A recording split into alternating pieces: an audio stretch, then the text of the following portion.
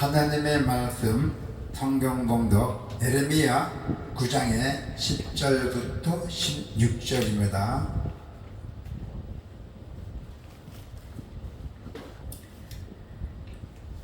내가 산들을 위하여 울며 부르짖으며 강야 목장을 위하여 슬퍼하나니 이는 그것들을 불에 탔으므로 지나는 자가 없으며 거기서 가축의 소리가 들리지 아니하며 공중의 새도 짐승도 다 도망하여 없어졌습니다.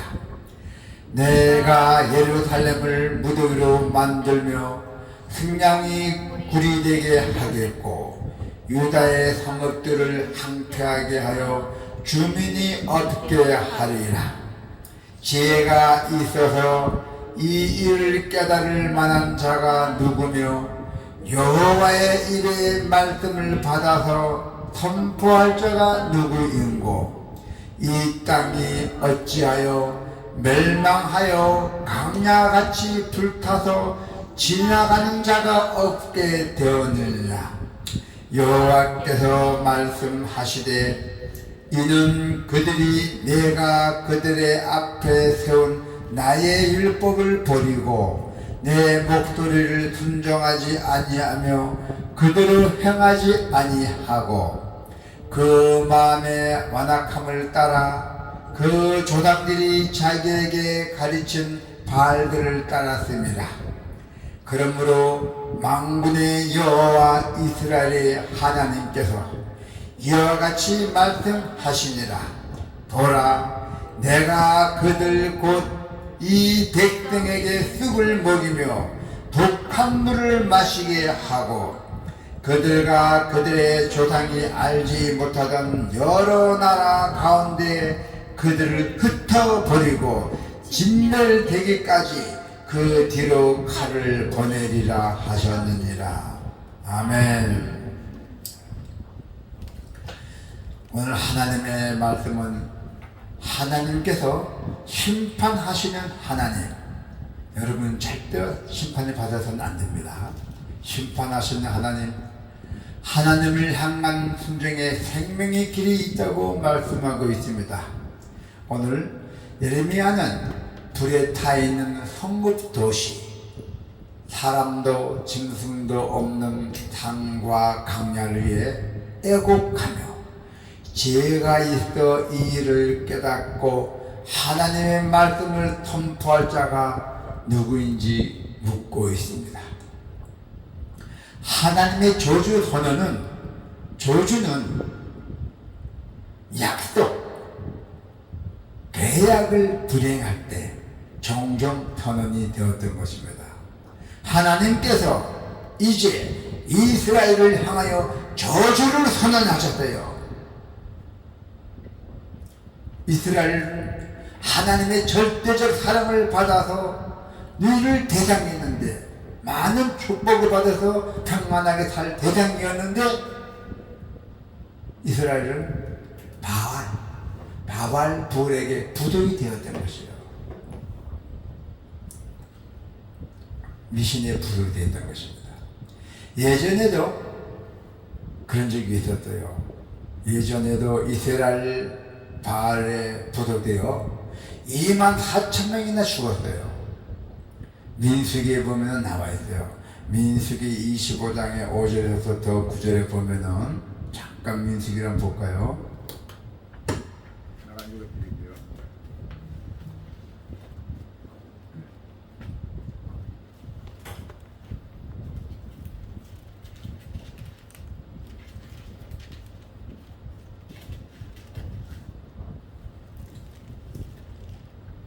민수기 25장의 5절부터 9절에 보면은 제가 봉독해 드릴게요. 네.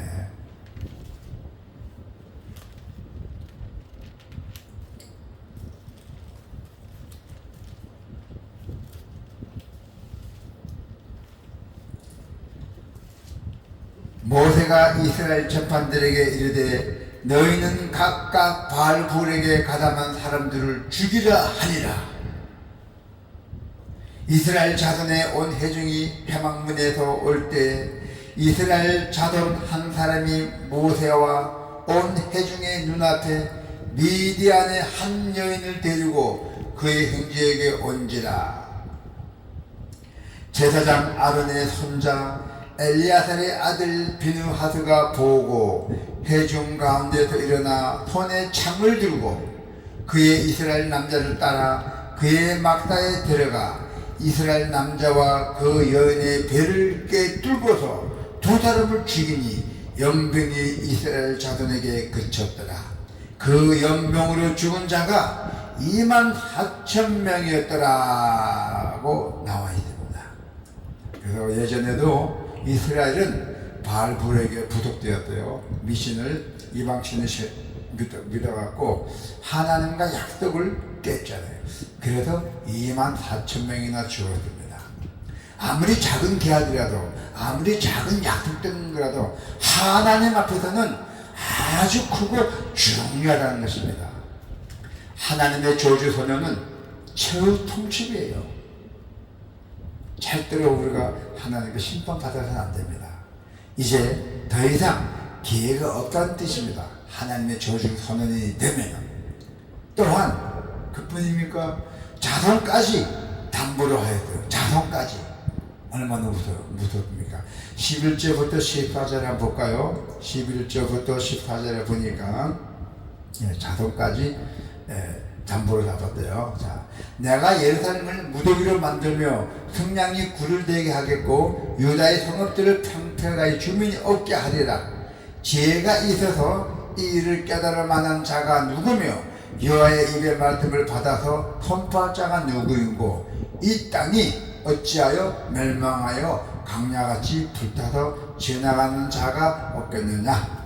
여호와께서 말씀하시되 이는 그들이 내가 그들의 앞에 세운 나의 율법을 버리고 내 목소리를 순종하지 아니하며 그들을 향하지 아니하고 그 마음의 완악함을 따라 그 조상들이 자기에게 가르친 바알들을 따랐음이라.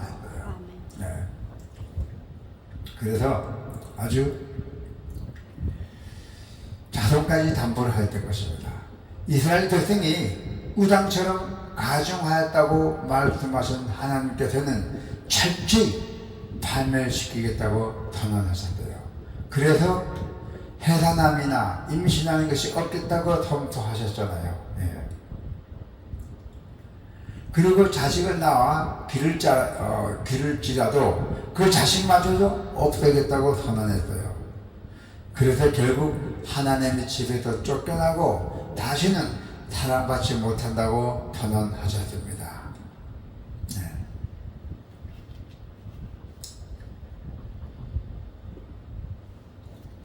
결국 여러 나라에 떠돌이 생활하게 됐던 것이요. 17절에 보니까, 자, 17절에 보니까, 네.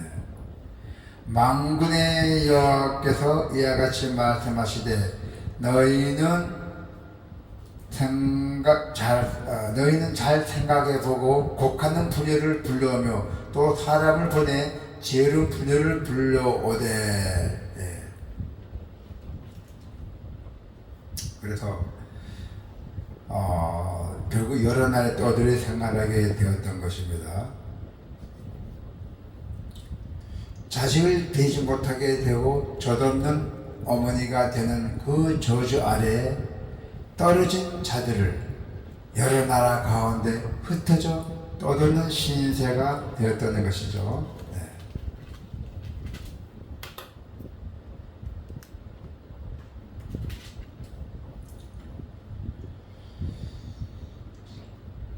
그래서 타망한 유대의 역사가 이것을 증거하고 있다는 것입니다. 그러나 그들이 저주 아래 떨어져 있지만은 계약과 사랑과 은혜는 이것보다 뛰어넘는다고 했어요. 어떻게 뛰어넘나? 그들이 하나님 말씀만 듣기만 한다든가 순종만 하면은 하나님께서는 계약과 법률을 지킬 때 반드시 축복을 주시겠지만은 만약에 어길 때는 반드시 저주를 선언한다고 하셨어요. 그래서 하나님은 예루살렘과 유다 성읍들을 황폐하게 만드시고, 그리고 하나님 목소리에 순종하지 않고 바알을 따른 아주 안악한 백성을 여러 나라에 흩어버리실 것이랬어요. 각자 세대, 그 나라가 없어진다는 것이죠. 그래야 이스라엘은 하나님의 법을 버리고 하나님의 목소리를 청종하지 아니하고 마음이 완악하여 바알을, 그 미신의 우상 숭배의 바알을 따랐던 것입니다. 바알 신을 믿었던 것이에요. 이들이 여호와의 말씀을 저버리고 그 목소리를 청정하지 아니하며 바알들을 따라간 것은 무지에서 온 것이에요. 무지. 또한 마음이 완악한 데서 온 것이라고 볼 수가 있습니다. 인간의 죄악을 심판하시는 공의로우신 하나님 자비의 아버지잖아요. 하나님은 심판을 통해서 인간의 죄악에서 돌이켜 하나님의 은혜 안에 머물기를 기대하고 계신다는 것이에요. 여러분이 하나님의 은혜 안에 머물기를 기대하고 계신다는 것입니다. 하나님은 우리가 심판으로 환난당하는 것을 기뻐하지 않으세요. 우리가 고난당하고 결혼을 당하고 이런 것도 기뻐하지 않는답니다. 하나님은 우리가 심판에 대해 미리 깨달아서 파멸과 고통에서 벗어나기를 원하고 계세요. 하나님이 우리에게 경고하시는 제약의 결과가 과연 무엇일까요? 황폐한 삶이라 나와 있잖아요. 우리의 삶이 하나님의 심판이 임하면 하나님이 우리에게 주신 풍요로움이 황폐함으로 변환됐어요. 행복이 불행으로 변한다는 뜻이죠. 무성하고 풍요로운 것이 모두 황무지가 되고 사람으로 가득 찼던 그 도시가 지나가는 사람도 아주 없다는 뜻이에요. 가축도 공중에서도 들의 짐승도 사라진 사막과 같은 곳이 되어버린다는 것이에요. 이러한 심판이 찾아올 때는 우리는 당황하고 무섭잖아요. 은혜롭고 자비하신 하나님의 성품을 우리가 생각을 한다면은 그러한 심판이 임할 것이라고 결코 상상할 수도 없죠. 우리는 하나님을 좋은 면으로만 보고 있잖아요. 우리만 사랑하고 우리가 달라고 하면 다 주시는, 그렇게 사랑으로만 우리가 받아보고 있잖아요. 그러나 하나님은 분명하고 강력하게 죄에 대한 심판을 경고하십니다. 하나님은 그 누구도 죄를 짓는 사람에게는 예외가 없어요. 반드시 심판을 받아야 됩니다. 유다 백성에게 선포된 심판의 예언은 마침내 그들의 바벨론의 포로로 끌려감으로 완벽하게 실현이 되었어요. 바벨론의 침략으로 유다 땅에 더 이상 사람이 살 수 없는 황폐한 곳이 되어버렸다는 것이에요. 그 기름진 땅들이, 축복받은 땅들이 바알 신을 믿음으로 인해서 다 끝났다는 것이에요. 하나님이 주셔서 우리가 당연한 듯 누리고 있던 그 풍요가 이렇게 우리의 죄로 말미암아 한순간에 다 사라졌어요. 유다 백성은 하나님을 버리고 바알을 따름으로 그들의 삶을 스스로 파멸시켜버렸어요. 자기 발에 발등을 찍었던 것입니다. 이와 마찬가지로 우리가 하나님보다 이 세상의 물질과 쾌락에 빠져 있다면은 우리의 삶은 황무지가 될 수 있음을 하나님의 경고를 통해서 우리가 교묘하게 받아들여야 합니다. 우리의 삶과 마음이 이러한 모습이 발견이 된다면은 지체하지 말고 하나님만 섬기는, 오직 하나님만 섬기는 복된 자리로 돌아와야 한다는 것입니다. 할렐루야! 고통도 당하고 죽음까지도 올 수가 있다는 것이죠. 죄로 말미암아 찾아오는 그 하나님의 심판은 오직 죽음뿐이에요. 죄로 말미암아 찾아오는 하나님의 심판은 오직 죽음뿐이라는 것입니다. 그 누구도 빠져나갈 수 없어요. 하나님은 우리가 죄를 짓는 것이 결국은 쓴 쑥을 먹고 독이 들어있는 물을 마시는 것과 같다고 말씀하고 있습니다. 쓴 쑥과 독한 물을 마시는 자는 죽음 빼게 되어 있습니까? 죽잖아요. 독을 먹으면 먹을 것이 없어서 죽을 것을 내가 죽는 것을 알면서도 쓴 쑥과 독한 물을 마셔야 하는 그 고통스러운 상황이 찾아온다는 것이에요. 죽음의 고통은 결국 가져온 유다 백성의 죄는 과연 무엇입니까? 죽음의 고통 가져온 유다 백성의 죄가 무엇이냐는 얘기예요. 무엇 때문에? 하나님의 율법을 버리고 그들의 자신의 욕망에 끌려다니는 삶을 구실했기 때문이죠. 죄는 우리의 판단력을 뺏어갑니다. 죄는 우리의 판단력을 뺏어가요. 하나님은 우리의 행복을 위해서 율법을 주셨잖아. 율법. 법을 잘 지키라고 율법을 주셨고 또 뭘 주셨어요? 선물을 주셨잖아. 구원을 주셨잖아요. 그런데 우리는 어리석게도 그것을 무거운 짐이라고 생각하고 말씀에 붙는 정도 했잖아요. 그러면서 자신의 소욕구만 쫓는, 자기 욕구만 쫓는 그 어리석은 선택을 했던 것이죠. 우리 인간들은. 그래서 어떻게 됐어요? 그 선택의 결과는 오직 죽음뿐이랬어요.